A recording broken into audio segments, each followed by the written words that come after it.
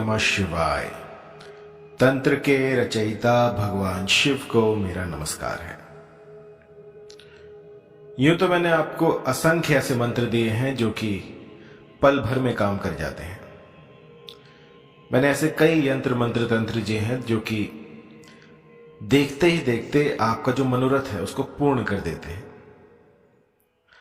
और आज मैं आपको एक ऐसा यंत्र दूंगा जिससे कि किसी भी स्त्री पुरुष को अपने अधीन किया जा सकता है।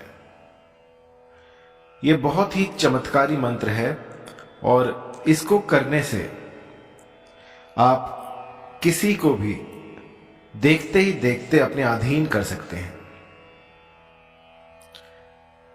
इस मंत्र को यदि आपने एक बार किसी पर लगा दिया तो वो उम्र भर बस आप ही की माला जपता रहेगा। मैंने ऐसे ऐसे असंख्य केस देखे जिसमें कि कुछ नहीं हो रहा था, सालों से बातें बंद थी, लेकिन एक बार ये यंत्र जब मैंने दिया तो इसने चमत्कार कर दिया।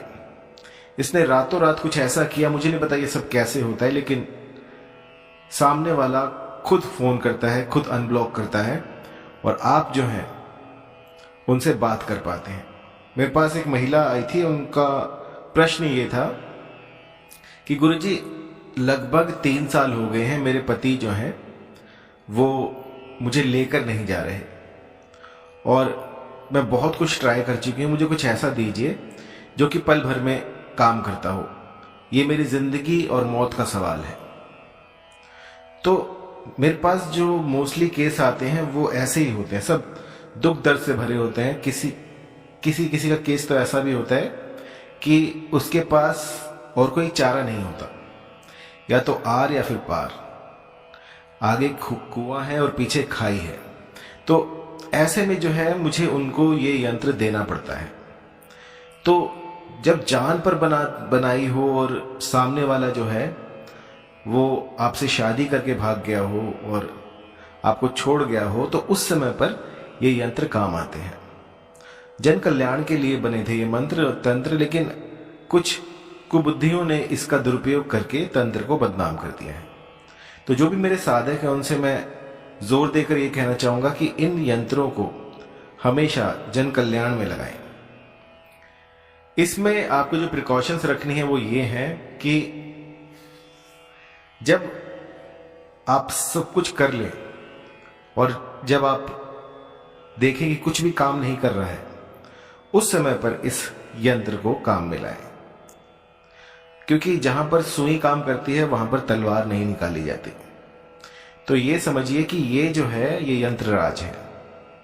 ये तब काम में लाया जाता है जब सब कुछ विफल हो जाए, जब कुछ ना लग रहा हो और आपको लग रहा हो कि जग जो है वो सूना हो गया है, और उस समय पर इस यंत्र को निकाला जाता है।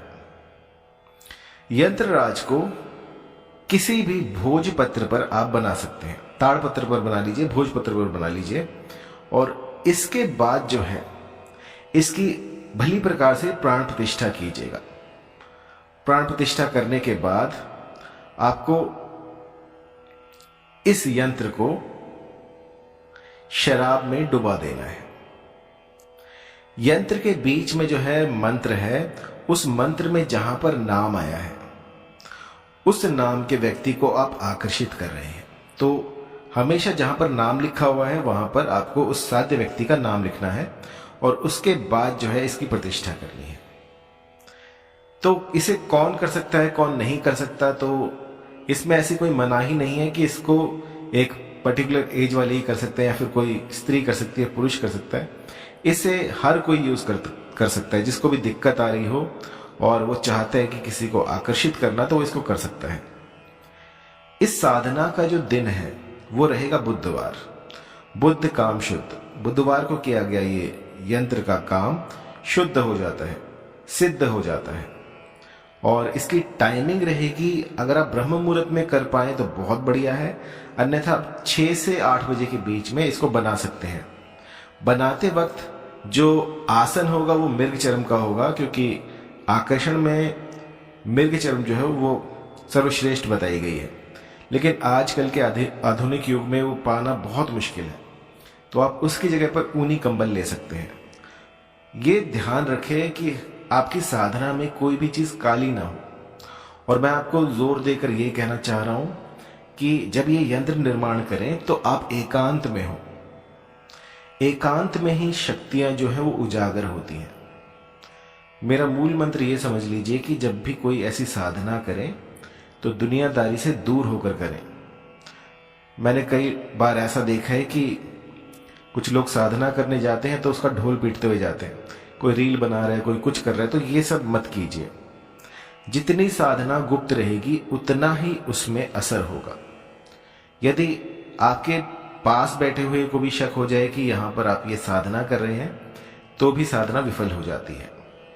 तो जब भी कोई साधना करे तो मैं यही कहूंगा कि एकांत में करें, गुप्त रूप से करें, किसी को ना बताएं। और उसके बाद देखिएगा कि किस तरह से आपका जो भी मनोरथ था वो पूर्ण होगा। तो आप यंत्र देख लीजिए। आपको ये यंत्र बनाना है लाल रंग की शाही से, और ये जो शाही होगी ये अनार की आप ले सकते हैं।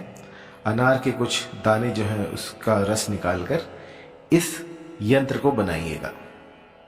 यंत्र को भोजपत्र पे बनाइएगा और उसके ऊपर आपको ये मंत्र लिख देना है। इसके बाद जो है इस यंत्र को शराब में डुबा देना है। शराब में डुबाने के बाद इसको वहीं रहने दीजिए 1-2 दिन, 3 दिन, 4 दिन। जब साध्य व्यक्ति आपके समीप आ जाए, जब साध्य जो है वो जैसा आप चाहते हैं वैसा करने लग जाए, तो आप इस यंत्र को उस शराब की डिब्बी में से निकालकर जला दें। जलाने के बाद जो राख बचेगी वो उस साध्य को किसी भी खाने पीने की चीज में मिलाकर खिला दें। ऐसा करने से चाहे कितना ही पत्थर दिल क्यों ना हो, वो भी आपके यहां पर पानी भरेगा। बहुत सालों का रिसर्च है, बहुत से ऐसे लोगों पर मैंने ये ट्राई किया है, और उसके बाद जो है ये यंत्र मैं आपको दे रहा हूं। लगभग 20-25 साल से ये मेरा अचूक यंत्र रहा है जो कि कभी खाली नहीं जाता। अब कई बुद्धिजीवी ये भी कहेंगे कि इसमें तो शराब लग गई है, हम शराब नहीं पीते, तो हम कैसे दे सकते हैं किसी को। देखिए, जो दवाई होती है ना, उसमें न जाने किस किस प्रकार की चीजें होती हैं, उनका वर्णन भी मैं नहीं कर सकता, क्योंकि औषध जो होती है वो औषध होती है। आपकी दवाइयों में भी शराब होती है। तो जब हम किसी के हित के लिए करते हैं, अपने हित के लिए करते हैं, तो वो औषध बन जाती है। तो ऐसे यंत्रों को इस तरह से नहीं देखना चाहिए। अगर इससे आपका काम बनता है तो आपको इसको करना चाहिए। 2 अगरबत्ती लगाने से यदि घर में कलह कलेश दूर होता है तो वो 2 अगरबत्ती आपको लगा लेनी चाहिए। उसमें ये मत देखिएगा कि ये बांस की बनी हुई है या इसमें छोटी है, बड़ी है, ये त्रुटि है, या किसी गैर धर्म ने इसको बनाया है, तो वो सब मत देखिएगा। शांति से आप इस प्रयोग को करें और फिर असर देखें। इसको करते वक्त आपको पूर्वमुखी होना है, लाल रंग के वस्त्र पहनने हैं, लाल रंग का आसन होगा, टीका अवश्य लगाएं, और इसकी प्रतिष्ठा करने के बाद आपको इसको किसी भी शराब में डुबो के रख देना है। किसी भी साधना का जो ईंधन होता है वो आपका विश्वास होता है। यदि मन में अटूट विश्वास है तो यह साधना बहुत जल्दी फलित होती है। अंदर से आवाज आ रही है, क्यों कर रही हूं मैं, क्यों कर रहा हूं मैं, क्या होगा, इससे क्या हो पाएगा, क्योंकि पहले तो कुछ हुआ नहीं, तो ये चीजें जो हैं आपकी साधना को विफल कर देंगी। जब भी कुछ काम शुरू करें तो उसमें अपना 100% दें, क्योंकि ये सब क्रियाएं हैं, इन सब का फल जो है वो श्री हरि देते हैं। तो उनसे सबसे पहले अनुमति लें कि मैं ये क्रिया, ये यंत्रराज बना रहा हूं, और मुझे इस काज में सफलता प्रदान करें। तो यकीन मानिए आपका जो घर परिवार है वो बच जाएगा, और आप जो भी मनोरथ लेकर आए थे वो आपका पूर्ण हो जाएगा। इसके बाद भी यदि कहीं पर कोई त्रुटि हुई हो, यंत्र समझ में ना आ रहा हो, या फिर मंत्र में कोई दिक्कत हो, कुछ पूछना हो आपको, तो आप मुझे व्हाट्सएप कर सकते